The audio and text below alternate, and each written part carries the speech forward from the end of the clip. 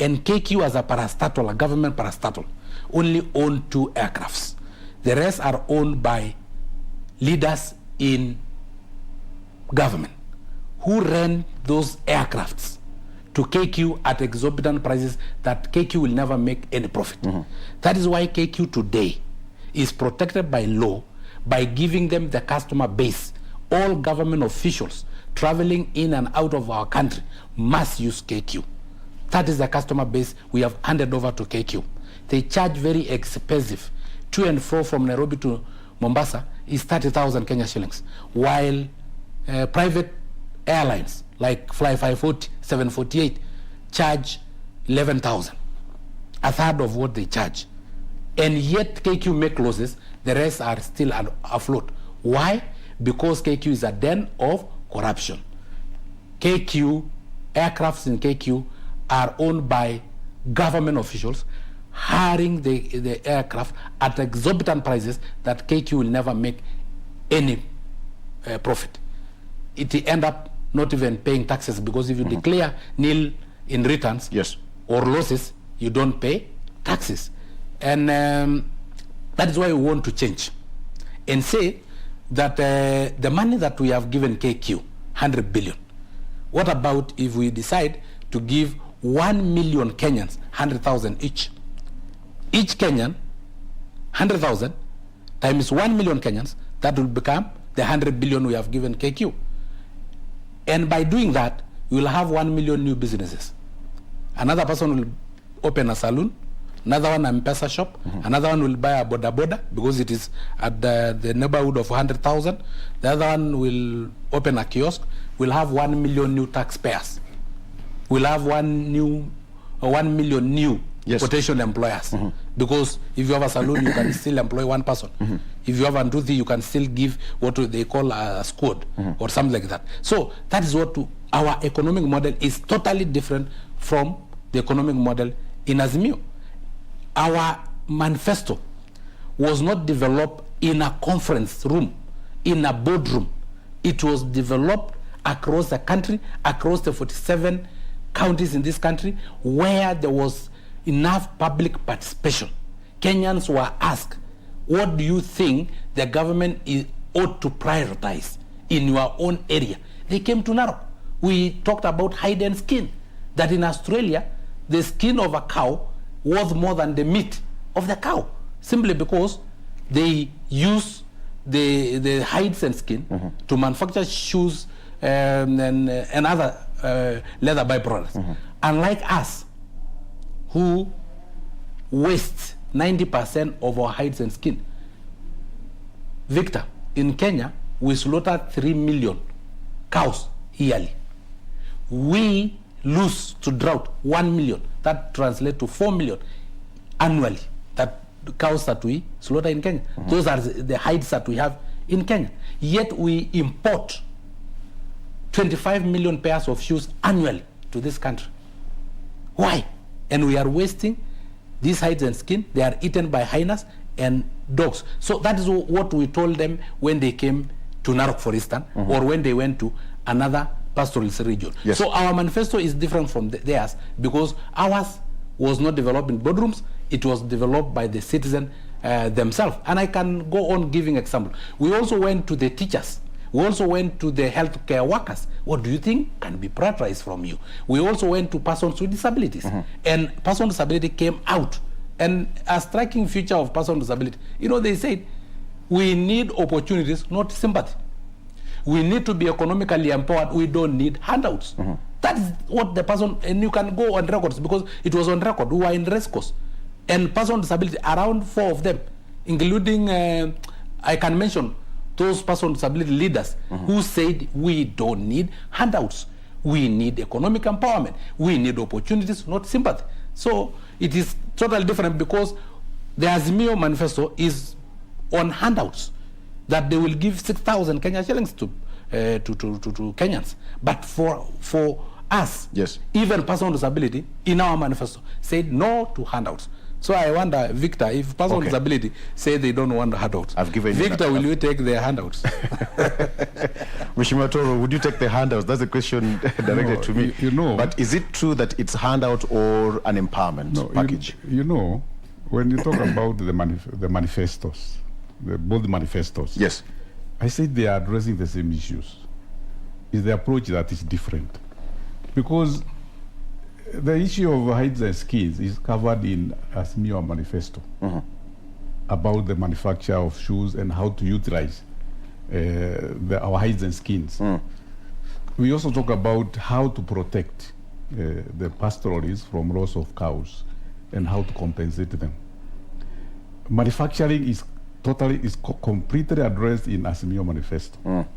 So I would like him to say, we in Kenya Kwanza, we have addressed this. It is not in Azimio manifesto.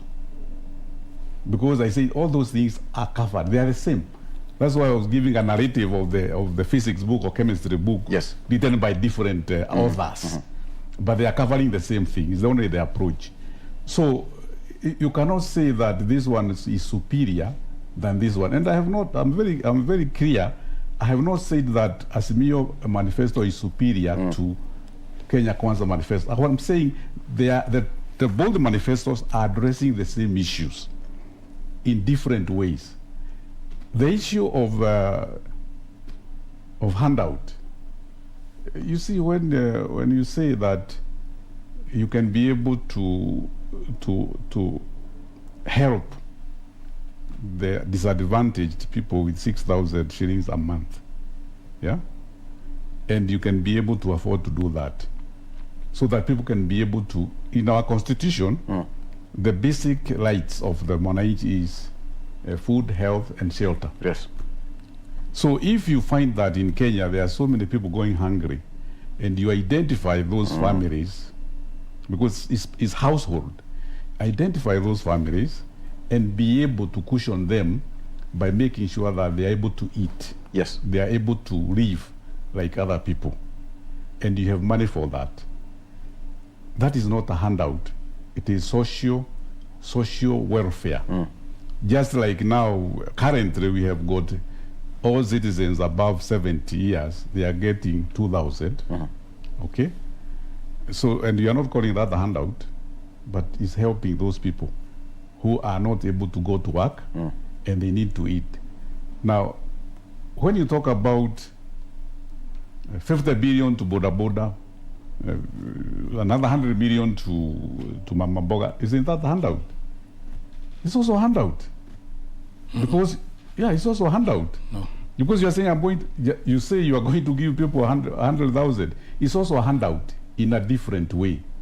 But also, when you are talking about the vulnerable getting compensated, it is very different from those Azimio are saying they are going to help in business. Because the Azimio manifesto has got those two approaches. You have the people who can work. Yes. The Juakari. Yeah. So those ones will be helped by the government, Azimio government, to get the loans. Yeah, which they will not pay for 7 years, so that they can establish, and that's very clear, so that they can be able to establish that business and take off. That one is very well addressed. And then the Kenya Kwanza, apart from saying we will give Boda Bodas and whatever, they do not even address how they are going to give those people the money and on what conditions. The other issue is when you say that Azimio manifesto was done in boardrooms, it is not true.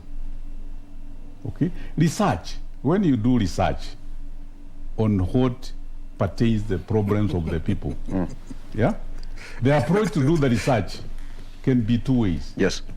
You can call the people in a public rally and ask them what's your, they will tell you, yeah, from Narok. You call them. You can equally call the experts from Narok, yeah, and you say the people and the leaders from Narok and say the problems we are having here are this and this and this. Yes. Because they are representing the community. If I wanted to do something about Narok, and I call Mheshimiwa Sankok, and we sit down and he tells me things that happen in Narok. He is an authority. I cannot say that what he has told me is not true, is not right, because I never went for a public rally there. So the approach, we are talking about the approach. The approach is the one that I'm saying, you achieve the same things, yes, but you approach the differently.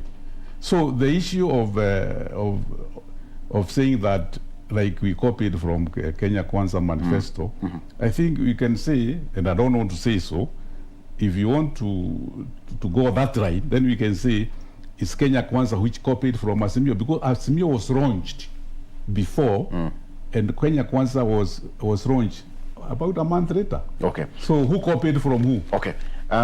Just to get back to the issue of debate, now that Honorable Raila Odinga did not attend, and I've just received a question that how is Raila Odinga going to redeem himself from that debate? There's nothing to redeem himself from. There's nothing. Because, you know, when you are, and I'll give a very good narrative. Yes. When Honorable Deputy President was doing campaign alone, yeah, in Mount Kenya region, he used to come there alone. There was no competitor until Raila came into the scene. Yes. Okay. So can you? It's like saying now, how is Ruto going to redeem himself? Because now Raila has come in. Raila has got so many avenues of addressing the media and the Kenyans in public rallies. He addresses the media. Eventually, he will accord his presence and his time to the media. Because I don't think when Honorable Raila says that now, I would like to meet the media. The media now, not KBC or Citizen, I want the media, yes, fraternity. And this is the time I'm ready for you. I'm sure you'll agree. All the media houses will agree. To have another presidential debate? Not a presidential debate. No. You see, a presidential is a baptism. Yeah? That debate is a baptized presidential debate, but it's a debate. You can have another debate which is not presidential. Okay. Remove the issue of the baptism of presidential. Right. Okay. And then you have another debate. Let me give Sankok time to respond to that as well. Do you think Honorable Odinga dented his image by not attending? And if so, how will he redeem himself? Because politics, you know the art and mastery of, changing perception at the end of the day. Of course, it was a presidential debate. Yes. So only presidents were allowed to attend. And again, for Raila to redeem himself, if you watch the news, most of them will get 3 minutes, 4 minutes talking time. Now to accumulate to 90 minutes, it will be a tall order. He will need another 1 year to redeem himself, because if you go to the news and get 2 minutes today and tomorrow 2 minutes, to get 90 minutes, then you'll need 1 year. So you will still need another 1 year to be able to start from the same wavelength that we are now, because of courtesy of the presidential debate. And it is not something that is baptized. We have presidential debates even in superpowers countries. And it is a very important debate, because it is the time that you will tell the Kenyans, what are you really for, and what will you do to them? If we give you an opportunity, which is 12 days to, what will you do to us? What will you do to revive the economy? It's also an opportunity to tell you that now, Honorable the former Prime Minister, you have been mentioned in the maize scandal. You have been mentioned in the molasses scandal. You have been mentioned in state capture, where you have captured our gas transport system. I'm not saying you have captured, but I'm saying those are the questions that will be told. And then he will redeem himself by saying, no, those are allegations, they are not true, this is what it is. Because yesterday, Ruto got that opportunity. He was told, you have been labeled a land grabber. Mteshi land was mentioned, Kritikos land was mentioned, Murumbi land was mentioned. He was able to redeem himself from those perennial lies. But now, Raila Odinga did not get an opportunity to redeem himself from allegations that have been labeled against him, including the issue of molasses and maybe the issue of gas. And that is why the gas in 2018, from filling a cylinder of 5 kgs, 600 shillings, went all the way to 1,600 shillings. You never know. So those may be lies, but he had an opportunity to redeem himself. He did not. So I'm telling you for a fact,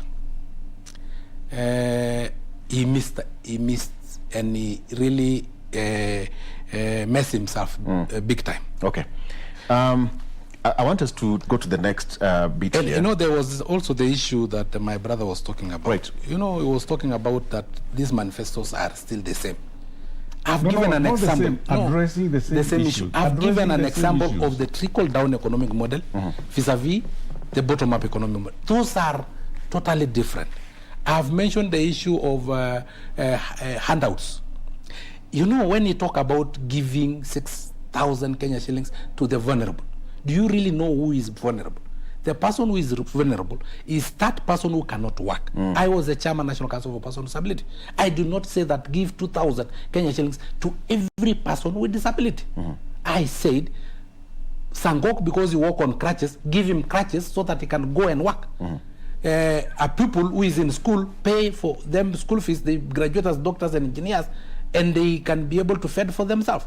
I say the 2,000 Kenya shillings that will be given to those who are severely disabled, those who need 24-hour care, those who are mentally disabled, who cannot differentiate, who cannot work, who cannot go to school, who we cannot train.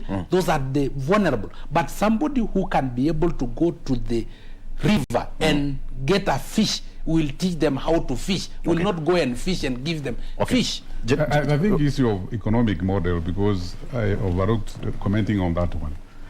You know, he gave an example, a very poor example of Kenya Airways. Yes. You know, Kenya Airways is, if you view it as a parastatal, the big corporations which pay tax are not the parastatals.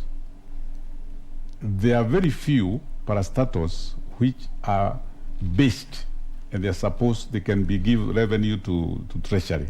Very few. And you combine the two